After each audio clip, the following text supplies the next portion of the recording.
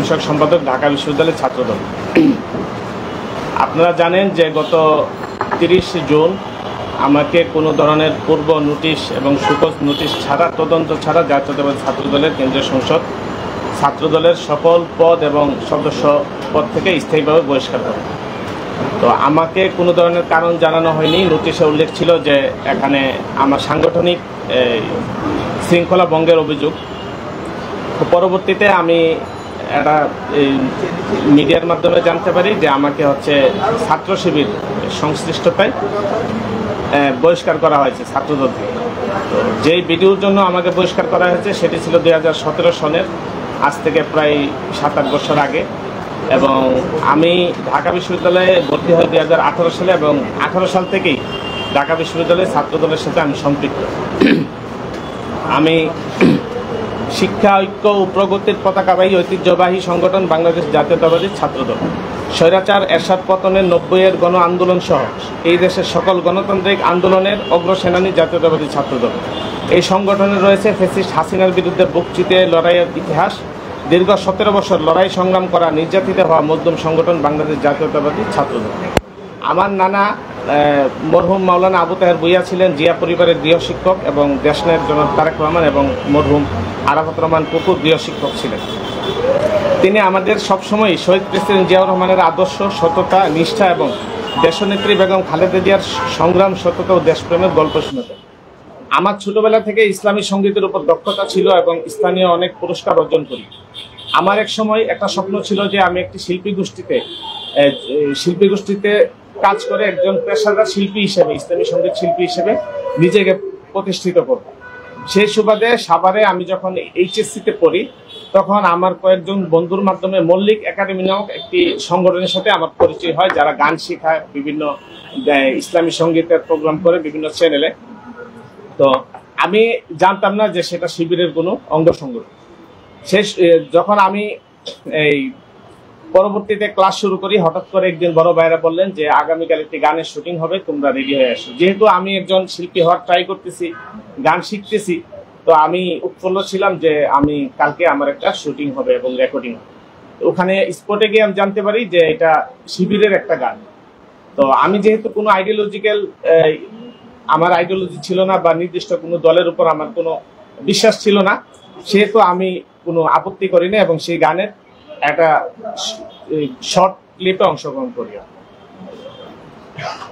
যেহেতু আমি সবেমাত্র এইচএসসিতে অধ্যয়নরত এবং গ্রামে বেড়ে ওঠা একজন মাদ্রাসা শিক্ষার্থী, তাই বাংলাদেশের রাজনৈতিক আইডিওলজি সম্পর্কে আমার কোনো ধারণা বা জানাশোনা ছিল না। এর কিছুদিন পরেই আমার এইচএসসি এক্সাম শুরু হয়ে যাওয়ায় মল্লিক একাডেমি ছেড়ে চলে আসি এবং আমি তাদের সাথে কোনো ধরনের যোগাযোগ রাখিনি। শিবিরের কোনো কমিটিতে তো দূরের থাক, শিবিরের কোনো সাংগঠনিক রাজনীতির সাথে আমার কোনো সম্পৃক্ততা ছিল না কখনো। এইচএসসি এক্সাম শেষ করে এডমিশন প্রিপারেশন নেই এবং দাবিতে চান্স পাই। 2018 সালের শুরুতে হলে উঠি এবং সক্রিয়ভাবে কোটা সংস্কার আন্দোলন 2018-তে অংশগ্রহণ করি। তখন আমি হল ছেড়ে দিয়ে মিরপুরে উঠি। পরবর্তীতে আমি আবারও হলের গণরুমে উঠি এবং গণরুম, গেস্ট রুমের যে মানসিক অত্যাচার, ছাত্রলীগের যে নির্মম নির্যাতন, সেগুলোতে আমি মানসিকভাবে ভেঙে পড়ি এবং 2018 সালের শেষ দিকে ছাত্রদলের বাইরের সাথে আমার যোগাযোগ হয়। তখন থেকে আমি ছাত্রদলে আসা যাওয়া শুরু করি। একদিন হল ছাত্রলীগের একজন আমাকে ছাত্রদল নেতাদের সাথে সৌরভ উদ্যানে দেখে ফেলে এবং আমার কয়েকজন ব্যাচমেটকে নিয়ে প্ল্যান করে আমাকে মিথ্যা অভিযোগ দেওয়া হয়, যার কোনো সত্যতা পাওয়া যায়নি। কিছুদিন পর আমাকে হুমকি দামকি দিয়ে হল থেকে বের করে দেয়। এর পরবর্তীতে 2019 সালের ডিসেম্বর থেকে আমি প্রকাশ্যে ঢাকা বিশ্ববিদ্যালয়ে ছাত্রদলের রাজনীতি শুরু করি। পরবর্তীতে হাসিনা বিরোধী এমন কোনো রিস্কি জোন নেই, এমন কোনো রিস্কি মুভমেন্ট নেই যেখানে আমার সরব উপস্থিতি ছিল না। ক্যাম্পাস এবং ক্যাম্পাসের বাইরে প্রায় সকল প্রোগ্রামে আমি সক্রিয়ভাবে অংশগ্রহণ করি। ক্যাম্পাসে একাধিকবার আহত হয়। ছাত্রদলের বর্তমান নেতৃবৃন্দ এর সাক্ষী। 28 অক্টোবরের পরবর্তী সময়ে প্রতিদিনই ঢাকার বিভিন্ন স্থানে প্রোগ্রাম করে বেরিয়েছি। প্রতিদিনই গ্রেপ্তার, হামলা এমনকি মৃত্যুর প্রস্তুতি নিয়ে বের হতাম। ছোট ভাইয়ের কাছে ছাত্রদল নেতৃবৃন্দের নাম্বার দিয়ে বের হতাম, যেন না ফিরলে অন্তত তাদেরকে জানানো যেতে পারে। অফলাইনের পাশাপাশি অনলাইনেও ছিলাম সরব। ভাবির প্রায় সবাই আমাকে ছাত্রদল হিসেবে চিনত অনলাইন অ্যাক্টিভিটিসের জন্য। ছাত্র জনতার জুলাই আগস্ট আন্দোলনে আমি ছাত্রদলের হয়ে প্রতিদিন ঢাকার বিভিন্ন জায়গায় সক্রিয় অংশগ্রহণ করি এবং একাধিকবার আহত হই। বুক পকেটে চিঠি এবং আইডি কার্ডের কপি নিয়ে আমি আন্দোলনে যেতাম, যেন লাশটা অন্তত পরিবারের কাছে পৌঁছায়। 3 আগস্ট উত্তরায় গ্রেফতার হয় এবং 2 জন পুলিশের সহায়তায় আমি সেখান থেকে মুক্তি পাই। 5 আগস্ট চানখারপুল আন্দোলনকারীদের সংগঠিত করার চেষ্টা করি এবং সফল হই। সেখানে আমার চোখের সামনে 5 জন শহীদ হয় এবং আল্লাহর অশেষ মেহেরবানিতে অল্পের জন্য প্রাণী বেঁচে ফিরি। 5 আগস্ট পরবর্তীতে আমি ছাত্রদলের নিয়মিত প্রোগ্রামের পাশাপাশি অনলাইনে জামাত শিবির এবং এনসিপি কর্তৃক পরিচালিত দেশব্যাপী বিএনপির বিরুদ্ধে অপপ্রচারের জবাব দিতে থাকি এবং তাদের চক্ষুশূল হয়। তখনই কেউ কেউ এই ভিডিওর স্ক্রিনশট আমাকে ইনবক্সে দিয়ে হুমকি দিতে থাকে আমার রাজনীতি খেয়ে দেওয়ার। আমি আমার রাজনৈতিক ক্যারিয়ারের উপর আত্মবিশ্বাস থেকে আমার অবস্থানের উপর অটল থাকি এবং আমার কার্যক্রম আমি চালিয়ে যাই। পরবর্তীতে তারা তাদের এজেন্টের মাধ্যমে ছাত্রদল কেন্দ্রীয় নেতৃবৃন্দের কাছে সেই ভিডিওটি পাঠায় এবং নেতৃবৃন্দ আমার কোনো বক্তব্য না শুনে আমাকে না জানিয়ে তড়িঘড়ি করে স্থায়ীভাবে বহিষ্কার করে দেন। ছাত্রদলে আমার দীর্ঘ 7 বছরের ক্যারিয়ার। আমি যেখানে হলে থেকে ছাত্রলীগের প্রোগ্রাম করে খুব সুন্দরভাবে বিশ্ববিদ্যালয়ে জীবন কাটিয়ে চাকরির প্রস্তুতি দিতে পারতাম, সেখানে সকল সুখ শান্তি এমনকি জীবনের মায়া বিসর্জন দিয়ে জেল জুলুমের সম্ভাবনাকে মাথায় নিয়ে আমি জাতীয়তাবাদী ছাত্রদলের পতাকা তলে সমবেত হয়েছি। আমি তো অন্তত আত্মপক্ষ সমর্থনের সুযোগ পাওয়ার অধিকার রাখি, আমাকে সেই সুযোগটাও দেওয়া হয়নি। আপনারা জানেন জাতীয়তাবাদী ছাত্রদলের অনেক নেতাকর্মী একসময় ছাত্রলীগের রাজনীতির সাথে জড়িত ছিল। তাদের অনেকেই ছাত্রদলের উপর হামলায় জড়িত ছিল, কিন্তু পরবর্তীতে তারা জাতীয়তাবাদী ছাত্রদলের আদর্শে অনুপ্রাণিত হয় এবং আমি তাদেরকে সাধুবাদ জানাই। ঈশা ছাত্র আন্দোলন ঢাবি শাখার সাবেক সভাপতি ও ফেসিবাদ সময় থেকে ছাত্রদলের রাজনীতিতে ছাত্রদলের আদর্শে অনুপ্রাণিত হয়ে ছাত্রদলের রাজনীতি করে। কবি জসিমউদ্দিন হল শাখা ছাত্রদলের একজন নেতা, হল শিবিরের সাবেক সেক্রেটারি ছিলেন। তিনি পরবর্তীতে শিবির থেকে বের হয়ে ছাত্রদলে আসেন এবং হল শাখায় তিনি নেতা হন এবং ছাত্রদলের কেন্দ্রীয় সংসদে পদায়িত হন। যদিও রাজপথে উনি আমার কাছাকাছি অ্যাক্টিভ ছিলেন না। এছাড়া 5 আগস্টের পর ছাত্রলীগের অনেক নেতাকর্মী ছাত্রদলে যোগ দেয় এবং অনেকে তেমন প্রোগ্রাম না করেও বিশ্ববিদ্যালয় কমিটির পদ পায়, যেগুলো আপনারা বিভিন্ন গণমাধ্যমের মাধ্যমে রিপোর্ট করেছেন। এর জেরে কয়েকজনকে অব্যাহতি দেওয়া হয়। এছাড়া আরো অনেক উদাহরণ আমাদের সামনে দৃশ্যমান। বিশ্ববিদ্যালয়ে এসে দীর্ঘদিন বিভিন্ন সংগঠন করেও যদি কেউ ছাত্রদল করে যেতে পারে, তাহলে আমি অবুঝকালে বিশ্ববিদ্যালয়ে আসার আগে না বুঝে একটা কাজে অংশগ্রহণ করে কেন আমি ছাত্রদল করতে পারবো না? আমি কেন দীর্ঘ 7 বছর আমার জীবন বাজি রেখে দলের জন্য জীবনের সবকিছু বিসর্জন দেওয়ার মূল্য পাবো না? এই প্রশ্ন আপনাদের মাধ্যমে আমি দেখে। সবাইকে ধন্যবাদ। আচ্ছা, একটা প্রশ্ন করতে চাই আমি আজকে আপনাকে যে ভিডিওটার জন্য ছাত্রদল থেকে বহিষ্কার করে দেওয়া হচ্ছে, সেই ভিডিওটা তো যতদূর আমরা জানতে পেরেছি যে ছাত্র শিবিরের যে গানটা পদ্মা মেঘনা যমুনার তীরে আমরা শিবির করেছি, এই গানটা যখন আপনি যখন জানতে পারলেন যে শিবিরের গান, তখন আপনি কেন গাইলেন? এটা একটা প্রশ্ন। এবং দ্বিতীয় প্রশ্ন হলো গিয়ে যে ছাত্রদলের কেন্দ্রীয় কমিটি কি তাৎক্ষণিকভাবে তাদের যে কোনো নেতা কর্মীকে বহিষ্কার করার এখতিয়ার রাখে কিনা, এটা একটু বলবেন। এটা গঠন প্রথমত আমি এখানেই উল্লেখ করেছি যে এটা শিবিরের গান, আমি ওখানে গিয়ে জানতে পেরেছি। আর যেহেতু আমার তখন বাংলাদেশের রাজনৈতিক আইডিওলজি সম্পর্কে কোনো ধারণা ছিল না এবং আমি একজন শিল্পী হিসেবে নিজেকে ওখানে উপস্থাপন করেছি, সেহেতু আমি ওই গানে অংশগ্রহণ করি এবং সেটাকে আমি তখন আমার মাথায় সেই বুঝ ছিল না যে এটা খারাপ বা ভালো এরকম কিছু। আর ছাত্রদল নেতৃবৃন্দ স্থায়ীভাবে তাৎক্ষণিক বহিষ্কার করার অধিকার রাখেন কিনা এটা ওনারাই ভালো জানেন। আমরা যেটা জানি সেটা হচ্ছে যে ছাত্রদলের গঠনতন্ত্র অনুযায়ী বা যেভাবে চলছে সব জায়গায়, যে প্রথমে সুকজ নোটিশ দিবে বা সাময়িক বহিষ্কার করবে, কেন স্থায়ী বহিষ্কার করা হবে না সেটা জানতে চাবে। তারপর তদন্ত কমিটি হবে, তদন্ত কমিটি রিপোর্ট দিবে। সেই আলোকে যদি বা আমার ব্যাখ্যা চাওয়া হবে, আমার ব্যাখ্যা অনুযায়ী যদি মনে হয় যে আমাকে স্থায়ীভাবে বহিষ্কার করা উচিত, তাহলে হচ্ছে স্থায়ীভাবে বহিষ্কার করতে হবে। কিন্তু হুট করে তড়িঘড়ি করে বহিষ্কার করে দেওয়া এটা কোনো সাংগঠনিক রীতি হতে পারে। আরেকটা প্রশ্ন, যখন আপনি জানতে পারলেন যে এটা ছাত্র শিবিরের গান, তখন তো আপনি ছাত্রদল করেন, ওই সময়টা কি আপনি? না, যখন জানতে পারি তখন আমি ছাত্রদল করি না, কারণ এই গানটা 2017 সালে শুটিং হয়েছে আর আমি ছাত্রদল করি 2018 সালে, 18 সালের শেষ দিকে। যখন আপনি বুঝতে পারলেন যে এটা ছাত্র শিবিরের গান, আপনি ছাত্রদল যখন করেন, হ্যাঁ, তখন কি আপনি কোনো প্রতিবাদ করেছিলেন কিনা? ছাত্র শিবির আমাকে এরকম না বুঝিয়ে গান গাইয়েছে? না, এটা নিয়ে আমি কোনো প্রতিবাদ করি নাই, এটা আমি আসলে ওভাবে গুরুত্ব দেই নাই। মাঝখানে আমি এটা ভুলেও গেছিলাম যে আমার এই ধরনের একটা অংশগ্রহণ আছে, সেটা আমার মনে ছিল। আপনি এই যে হঠাৎ করে আপনাকে বহিষ্কার করা হলো, এখন সামনে ডাকসু নির্বাচন, আপনি কি আসলে মনে করছেন কিনা আপনার প্রতিপক্ষ বা প্রতিদ্বন্দ্বী যে গ্রুপগুলো আছে, সবগুলো তো অনেকগুলো গ্রুপ থাকে, এরকম কোন গ্রুপ আপনাকে আসলে ডাকসু থেকে মাইনাস করে দেওয়ার জন্য কোন ষড়যন্ত্রমূলক কাজ করছে? দেখেন, যেখানে বিভিন্ন অন্যান্য সংগঠনের নেতাকর্মীরা, সাবেক নেতাকর্মীরা এসে ছাত্রদল করছে অনায়াসে, তাদের কোনো সমস্যা হচ্ছে না। সেখানে আমার যেহেতু ছাত্রদলে আসারও অনেক আগে, বা যখন আমার বুঝ জ্ঞান ছিল না, আমি অবুঝ এইচএসসি লেভেলের শিক্ষার্থী, সেই সময়ের একটা কাজে যখন আমাকে বহিষ্কার করে দেওয়া হয়, আর তাদের আশেপাশে যখন ভিন্ন দলের লোকজন এসে থাকে, তখন এটা জনমনে অবশ্যই সন্দেহ জাগে যে এটা কেন।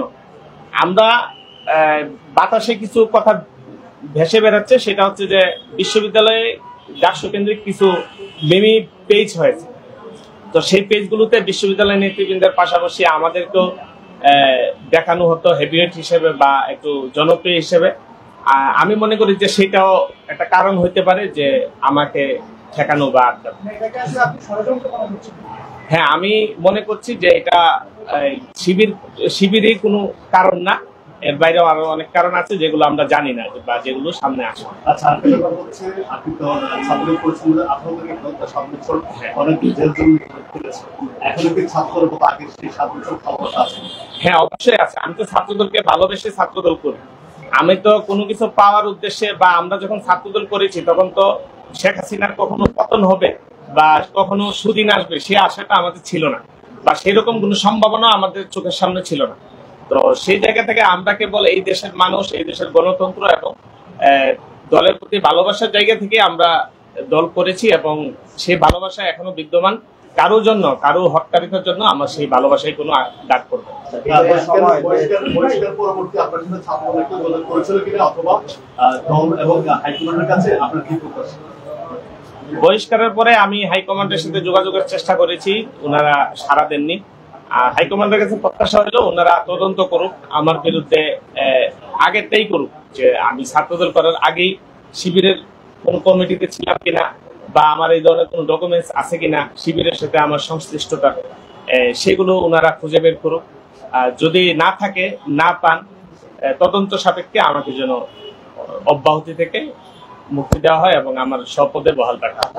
আওয়ামী লীগ আমলে আপনার ছাত্রদলের যে দুঃসময় গিয়েছে, ওই সময় আন্দোলন সংগ্রামে আপনার ভূমিকা কেমন ছিল, আর সেটা নিয়ে এখন আপনার আন্দোলন সংগ্রামে এই যে দেখেন আমার সামনে এখানে আমি নিয়ে আসছি, পুরো এটা হচ্ছে যখন 28শে অক্টোবরের পরে ঢাকায়, আপনারা যারা গণমাধ্যমের কর্মীরা আছেন আপনারা জানেন ঢাকায় কি ভয়াবহ পরিস্থিতি হয়েছে।